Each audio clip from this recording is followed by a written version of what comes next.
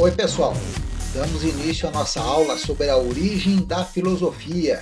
Nesta aula a gente vai aprender um pouquinho que os gregos ficaram admirados, espantados com o conhecimento do mundo que eles passaram a ter a partir das ilhas, andando pelo mar Mediterrâneo, ali o mar Jônico, ali a região onde eles viviam, e começaram a conhecer outros povos e começaram a se perguntar sobre as coisas. E eles também começaram a desenvolver uma capacidade de tentar conhecer a natureza e as coisas humanas também pela razão, apenas pela capacidade racional. E também começaram a se perguntar se a razão, aqui, o nosso pensamento tem regras em si próprio. Pensar sobre o pensamento. Interessante, não? E também começaram a desenvolver uma ideia de que a verdade do mundo e das coisas humanas não era nada secreto, nada misterioso, mitológico, religioso.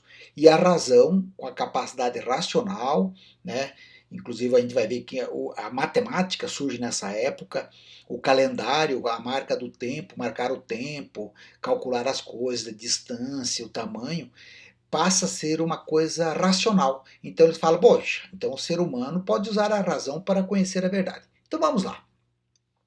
Então a palavra filosofia vem de Pitágoras, que é da ilha de Samos. É uma ilha bem próxima hoje da Turquia, que pertence à Grécia, e ele dizia que as pessoas que quando vão para os Jogos Olímpicos são aqueles que vão competir, então são os atletas, então aqueles que aproveitam as festas das Olimpíadas para vender as coisas, porque a Olimpíadas, lembram-se que ela nasceu lá na Grécia, estou falando da Olimpíada antiga, se bem que hoje também tem competidores e continuam tendo comerciantes, né?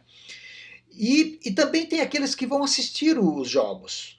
Então, quem assiste os jogos julga o atleta, aquele que luta bem, luta com lealdade, aquele que pula melhor, aquele que faz a melhor performance.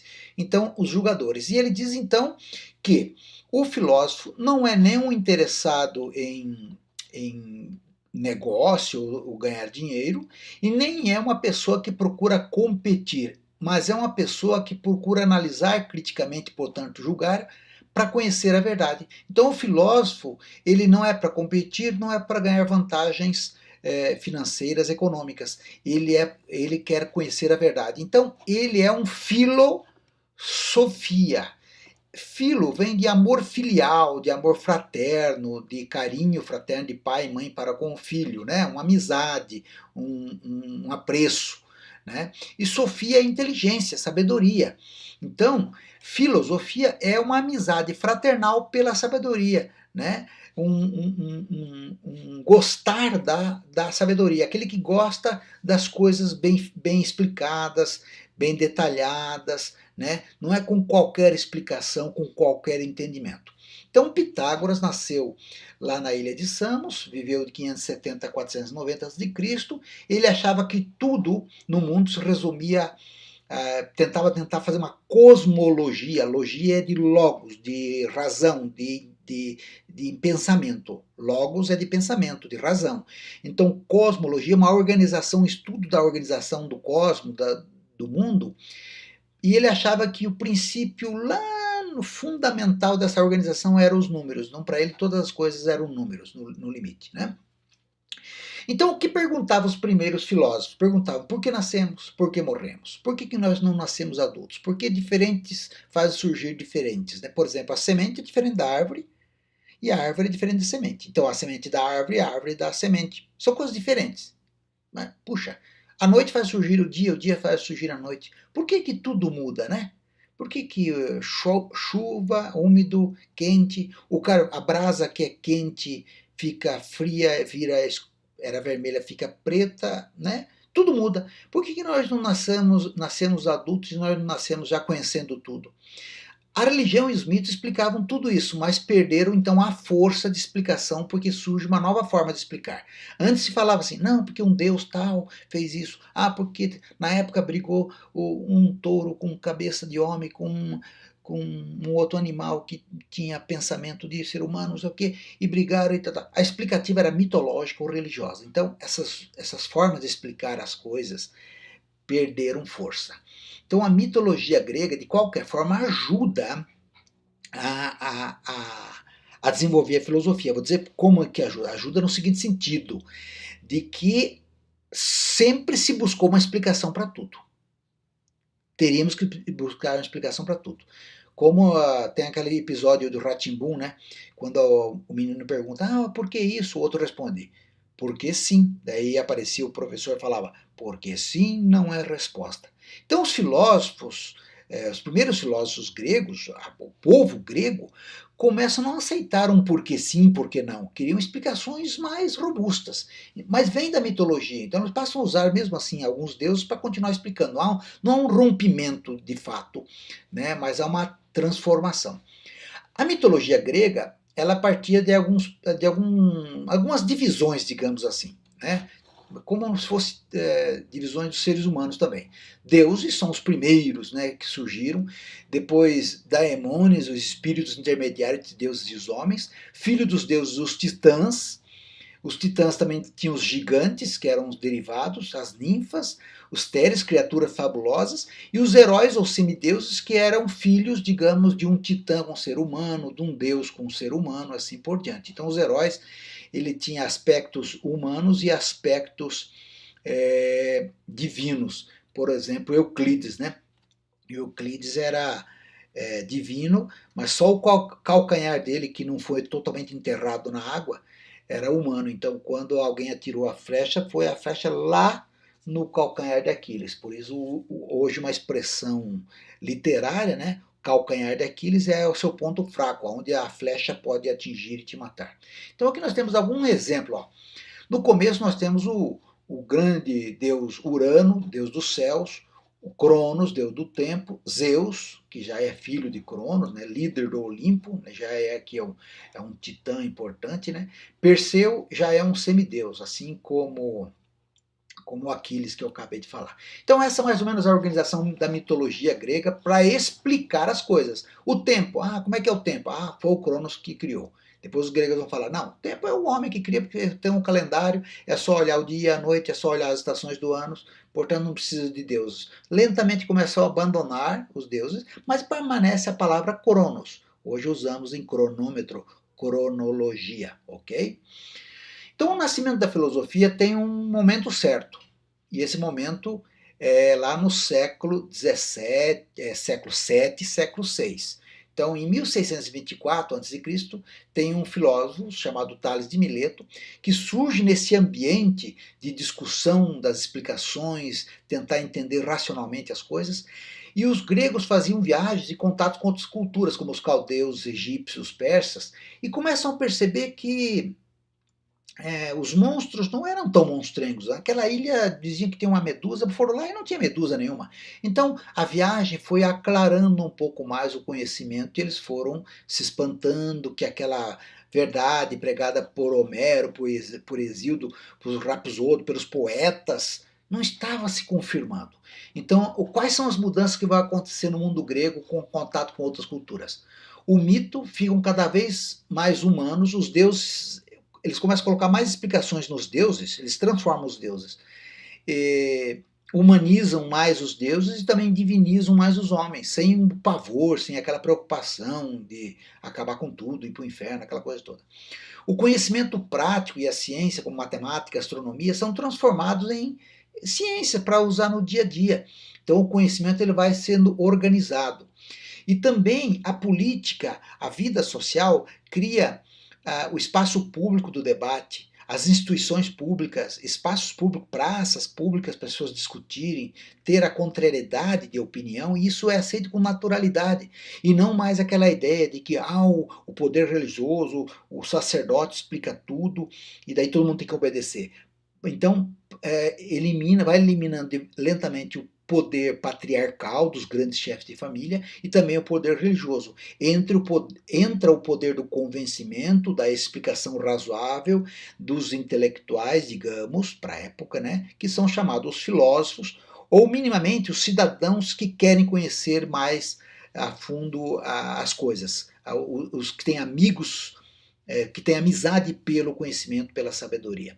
E, portanto, passam a criar um pensamento sistemático, organizado. várias coisas são organizadas. Por exemplo, o conhecimento prático na medicina, alguns vão organizar em pensamento sistemático. O que pode tomar para melhorar a dor de barriga, o que pode melhorar a dor de cabeça, e vai organizando essa informação lentamente. A pessoa da matemática também vai organizando cálculo, trigonométrico, distância e tudo mais. Tudo passa a começar a... tudo torna-se cada vez mais organizado, sistemático, por exemplo. Então, como é que nasceu a filosofia? Vamos dar uma olhada no mapa. Aqui são os espaços todos da Grécia. Aqui tudo colônia grega. Aqui a Grécia, propriamente dito, hoje em dia. Aqui está Atenas. Né? Aqui está Mileto. Aqui nasceu o primeiro filósofo, Tales de Mileto, olha aqui. Samos é uma ilhazinha, eu acho que Samos deve ser essa ilha aqui. Ó, né? Que é onde estava o Pitágoras, que deu o nome de filosofia, né? O que aprecia a sabedoria. Aqui nós temos no sul da Itália, Crotona, Hélia, Stagira, onde é que nasceu Aristóteles, Abdera, onde é que nasceu Demócrito, e assim por diante. Aqui onde é que nasceu Parmênides, e aqui também no norte da África, Alexandria, que mais tarde vai ter aquela biblioteca de Alexandria, muito mais tarde, que vai ter todos os conhecimentos escritos dos filósofos estarão aqui, e aí na Idade Média todos vão poder conhecer as escritas de Platão, Aristóteles e outros, e também fragmentos de Tales, fragmento de Pitágoras, fragmentos de Parmênides, Heráclito, Anaxímenes e outros, ok? Então, primeiro filósofo, Tales de Mileto, e defendia que tudo era feito de água, porque ele percebia que a água era líquida, se congelasse virava pedra sólida, e também se aquecesse virava vapor. Então esses três estados da matéria, ele pressupunha que toda a matéria de alguma forma tinha água, ok? Então ele achava que a physis, ou a arqué, que é o princípio organizador primeiro, a physis era a água. Então, vamos voltar um pouquinho para fazer essa relação entre mito e filosofia. O poeta, as pessoas que sabiam da mitologia antiga, o poeta, o Rapsodo, aquele que declamava, decorava, ele se dizia escolhido pelos deuses. E muita gente acreditava nisso. Então, na época eles narravam o surgimento das coisas pelas relações sexuais entre as forças divinas.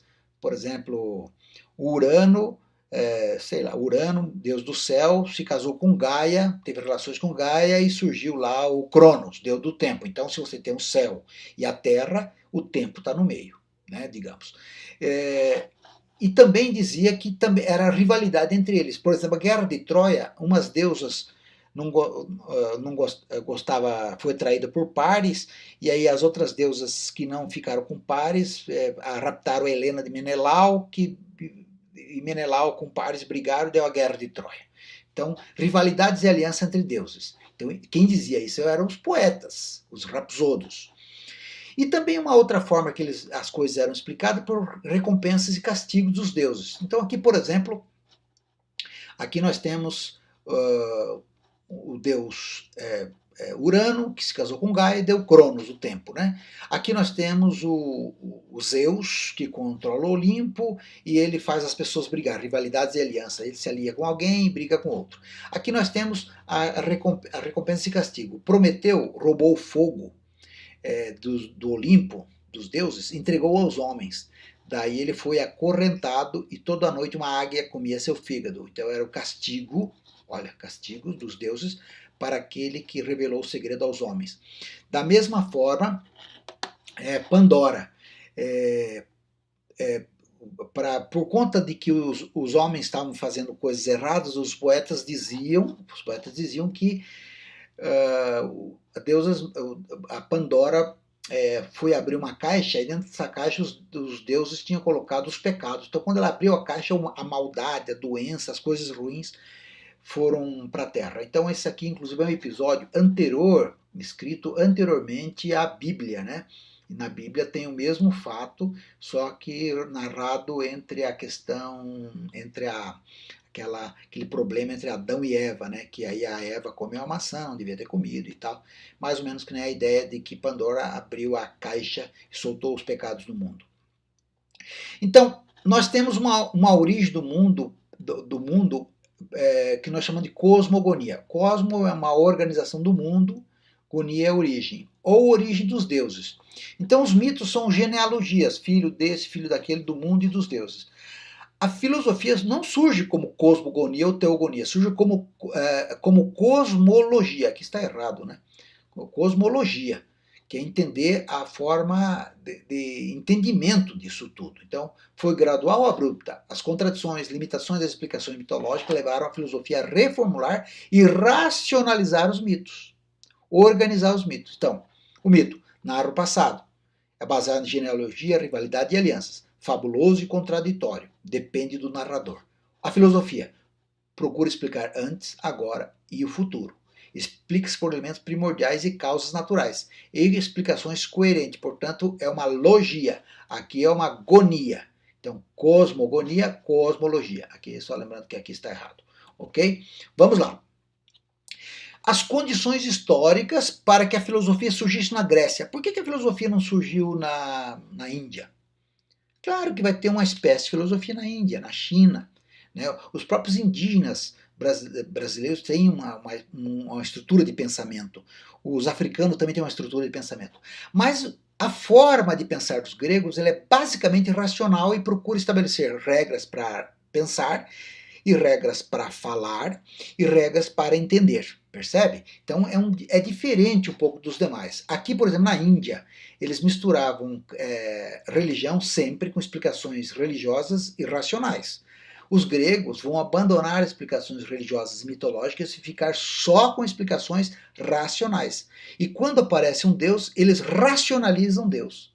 Olha aqui onde é que foi toda a ocupação grega. Os gregos viviam aqui, portanto, no âmago do oceano, no mar Mediterrâneo, e viajaram esse mundo todo, conhecer os povos na África, na Ásia e aqui onde hoje é a Europa, ok? Esse era o mundo, comercializavam, conheciam povos diferentes, ilhas diferentes, então a mitologia fabulosa e perigosa deixou dar lugar a uma racionalidade, um entendimento da natureza como ela é. Então a filosofia nasce como uma compreensão da natureza.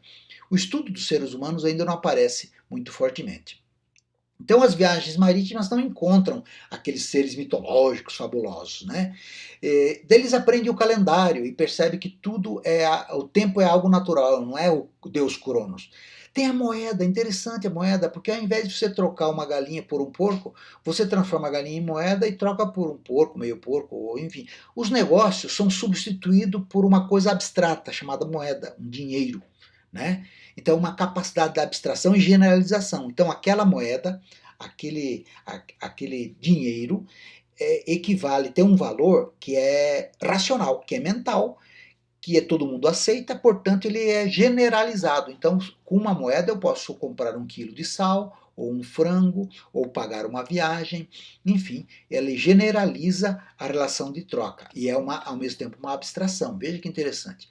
A vida urbana ampliou a técnica, diminuiu o prestígio dos aristocratas, das grandes famílias patriarcais, aumentou o ócio e as pessoas em ociosidade começavam a usar esse ócio para compreender o mundo, raciocinar, debater, e isso aumentou a compreensão das coisas. E também criou no mundo urbano a ideia de política e a ideia de instituição pública, as coisas que pertencem para todos.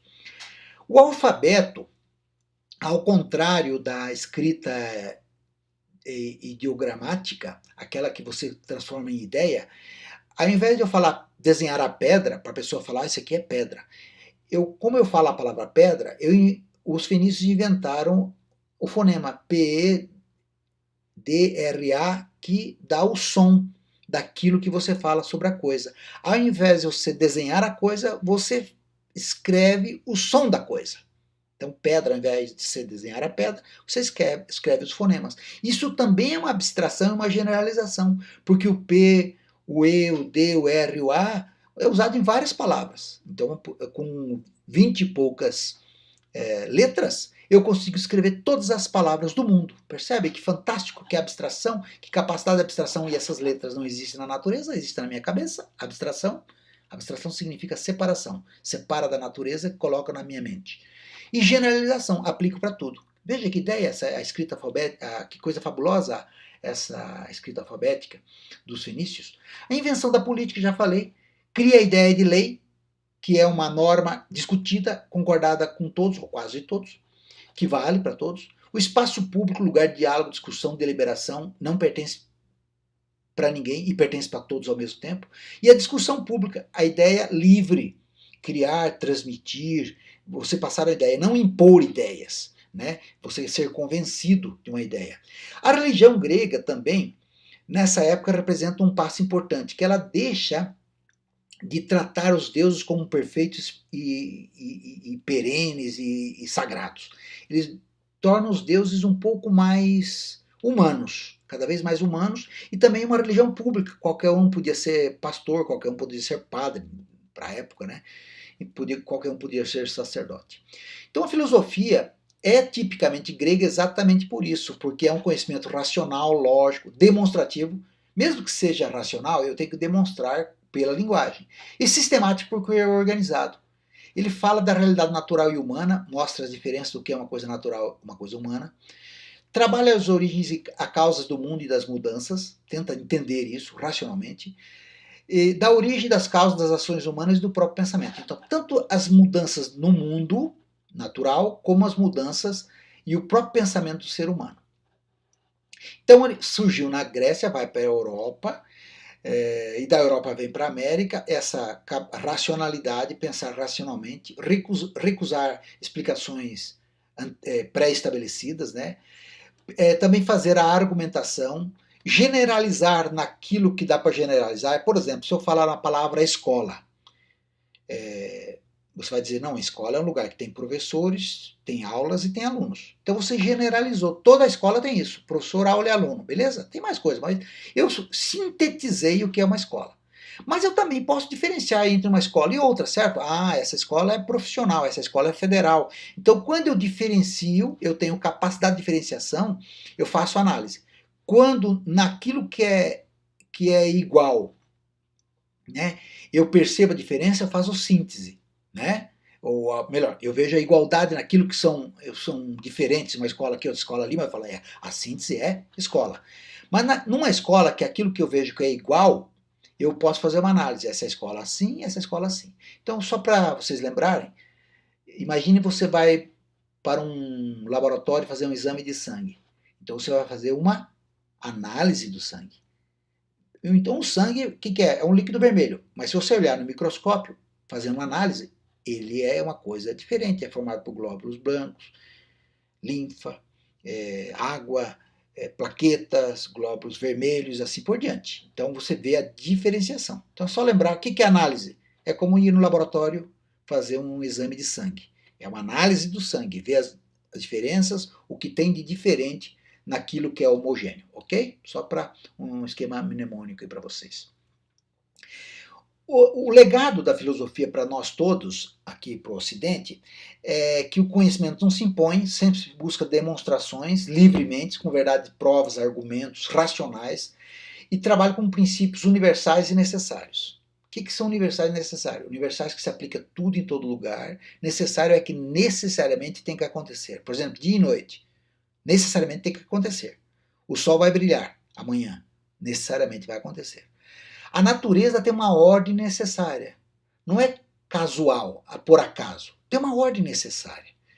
Mesmo que às vezes tenha o acaso, mas o acaso pode ser o encontro acidental de duas séries de acontecimentos necessários. Né? E vai ver isso mais adiante.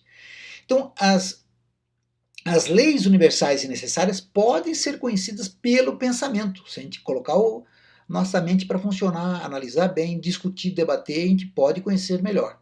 Né? A razão segue princípio para distinguir o verdadeiro e falso. Por exemplo, quando eu falo triângulo, a minha razão já entende que a identidade triângulo não é um negócio redondo. Certo? Então é uma identidade.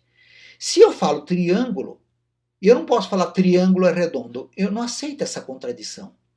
E também se eu falar triângulo, não significa que ele ou é triângulo ou não é triângulo, ou pode ser uma outra coisa. Não, a terceira opção está excluída também. Então, quando eu digo assim, triângulo, falei, isso aqui é um triângulo. Eu vou falar, isso aqui não é triângulo. Minha mente não aceita porque não aceita a contradição. Se eu falar assim, isso aqui é triângulo, não é triângulo, mas pode ser um círculo. Também o terceiro está excluído. Então, eu identifico a coisa, esse ser não pode ser e não ser ao mesmo tempo, e ele não pode ser uma terceira coisa. Ele é o que é necessariamente e universalmente. Por exemplo, Sócrates é diferente de Platão, e ambos são diferentes de Pedras. Então, isso aqui eu tenho uma identidade de Sócrates, que não é Platão e que não é Pedra. Se eu falo Sócrates é Sócrates, Sócrates não é Sócrates, também não aceita essa contradição. Minha mente não aceita. Parece que eu estou ficando meio maluco falando dessa forma, mas é que a gente está fragmentando a maneira como nós pensamos. Então, as principais contribuições da filosofia grega. A prática humana depende da vontade livre, da escolha racional. Eu posso forçar a pessoa a falar alguma coisa.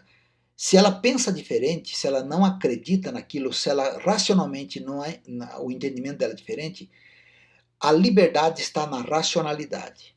Às vezes eu falo assim, olha, o sol não é amarelo, ele é laranja. Não, mas parece que ele é amarelo.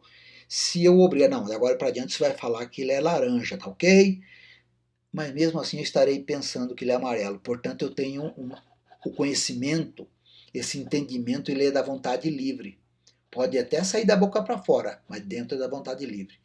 Os acontecimentos naturais podem ser acidentais e os humanos por deliberação. Tem uma diferença grande. O dia e a noite existem, eles são universais. Uma pedra que cai, toda pedra que eu atiro para o alto, ela cai, não é verdade? Então, necessariamente cai e em todo lugar. É universal e necessário que a pedra caia. E é universal e necessário que eu ande. Mas se por acaso alguém à distância jogar uma pedra para o alto e eu estiver andando ali, então, um acontecimento necessário, a pedra cair, um acontecimento necessário, uma pessoa andar, se movimentar, pode coincidir, dar um acaso desses dois acontecimentos necessários universais aconteceram ao mesmo momento e aí eu tenho um acidente, ok? Então, um acaso, a pedra cair na cabeça de uma pessoa, é o acontecimento necessário universal acidental, dois acontecimentos universais e necessários que acontecem naquele momento. Agora, tem coisas que são da deliberação humana. Então, atirar uma pedra na direção de uma pessoa que está vindo é uma deliberação, porque eu sei que a pedra vai cair, que vai atingir, que vai machucar, né? Então, aí já não é acidental, é uma deliberação, é uma situação contingente que pode acontecer. E é uma deliberação que eu quero fazer e eu tenho racionalidade sobre essa deliberação. Os humanos aspiram, então, sempre ao conhecimento verdadeiro, a justiça e a felicidade. E isso não é comandado por forças extranaturais, nem mitológicas, nem religiosas, nem cosmológicas fora da Terra. Então, isso, a aspiração ao conhecimento da verdade, a busca de justiça e a busca da felicidade é uma coisa absolutamente racional, né? Então, o legado ainda da filosofia, voltando aqui, dois acontecimentos acidentais, uma pedra que cai no transeunte, já falei isso, por acaso da natureza, se a pedra cai numa pessoa. Então, encontro acidental, dois acontecimentos necessários. Mas se eu